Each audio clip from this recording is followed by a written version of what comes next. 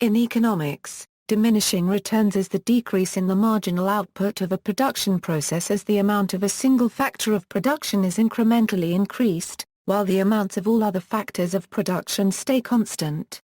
The law of diminishing returns states that in all productive processes, adding more of one factor of production, while holding all others constant, will at some point yield lower incremental per unit returns.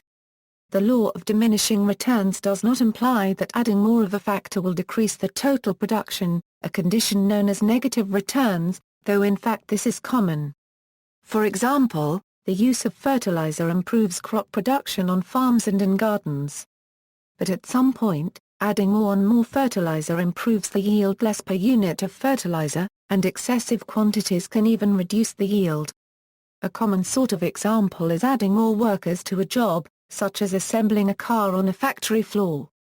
At some point, adding more workers causes problems such as workers getting in each other's way or frequently finding themselves waiting for access to a part. In all of these processes, producing one more unit of output per unit of time will eventually cost increasingly more, due to inputs being used less and less effectively. The law of diminishing returns is a fundamental principle of economics. It plays a central role in production theory. History: the concept of diminishing returns can be traced back to the concerns of early economists such as Johann Heinrich von Courtenen, Jacques Turgot, Adam Smith, James Stewart, Thomas Robert Malthus and David Ricardo. However, classical economists such as Malthus and Ricardo attributed the successive diminishment of output to the decreasing quality of the inputs. Neoclassical economists assume that each unit of labor is identical. Diminishing returns are due to the disruption of the entire productive process as additional units of labor are added to a fixed amount of capital. The law of diminishing returns remains an important consideration in farming. Diminishing marginal returns: the defining feature of diminishing marginal returns is that as total investment increases, the total return on investment as a proportion of the total investment decreases.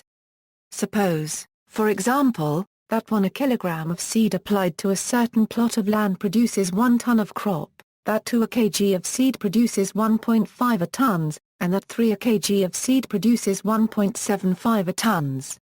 In formulaic terms, the kg of seeds produces additional tons of crop. The return from investing the first kilogram is 1 ton per kilogram.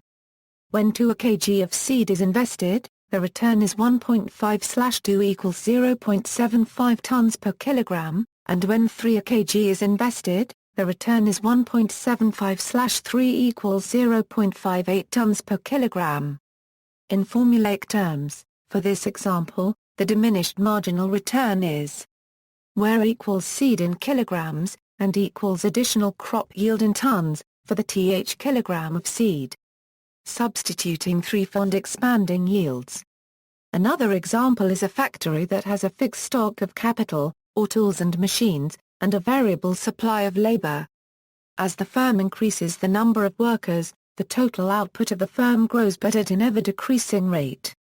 This is because after a certain point, the factory becomes overcrowded and workers begin to form lines to use the machines. The long-run solution to this problem is to increase the stock of capital, that is, to buy more machines and to build more factories.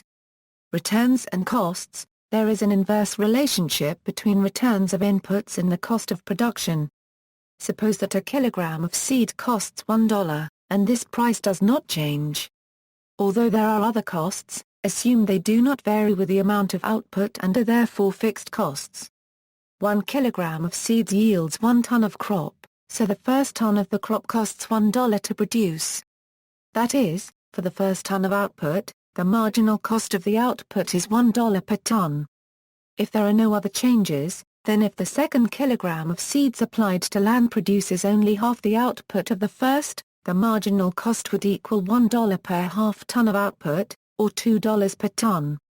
Similarly, if the third kilogram of seeds yields only a quarter ton, then the marginal cost equals $1 per quarter ton, or $4 per ton. Thus, diminishing marginal returns imply increasing marginal costs and rising average costs. Cost can also be measured in terms of opportunity cost.